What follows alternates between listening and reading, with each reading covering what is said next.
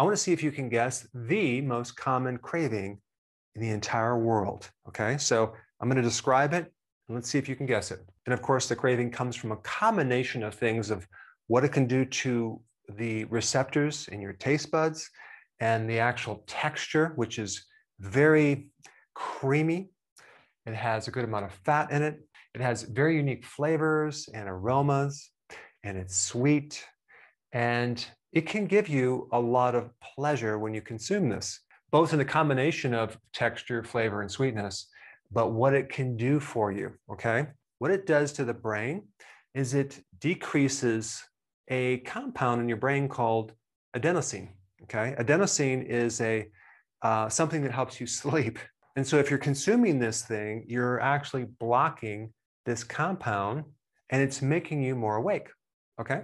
It also has something called tyrosine, which can also increase this neurotransmitter dopamine, which can actually increase your pleasure. So this thing that most people are craving, has certain chemicals that affect the brain. Cognitive function improvements, okay? So you may feel that you have more clarity with your thinking. You may have more concentration and more focus. And it also affects your mood. So if you have depression or anxiety, it can actually pull you out of that because it helps you with stress. It's also very common to help stabilize emotions with women that go through their menstrual cycle. Hint, hint. It also has effects on your insulin, okay? It can actually make insulin more sensitive. So if you have insulin resistance, it can improve that, thus stabilizing your blood sugars.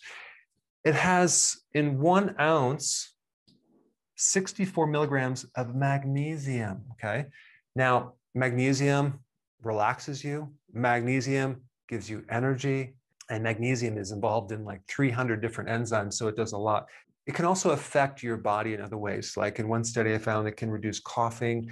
It can help your cardiovascular system, and then it can help reduce blood pressure. So if you guessed this,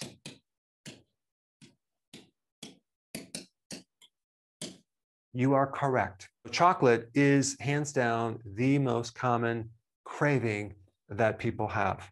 I am definitely not opposed to consuming chocolate as long as you don't get the regular chocolate with all the sugar.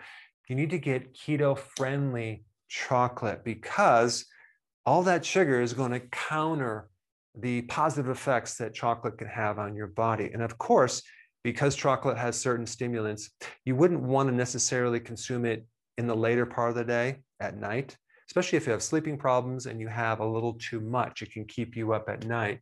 But the theobromine, which is a different chemical, can apparently help you sleep. But just for the fact that it has caffeine, you got to be careful about that.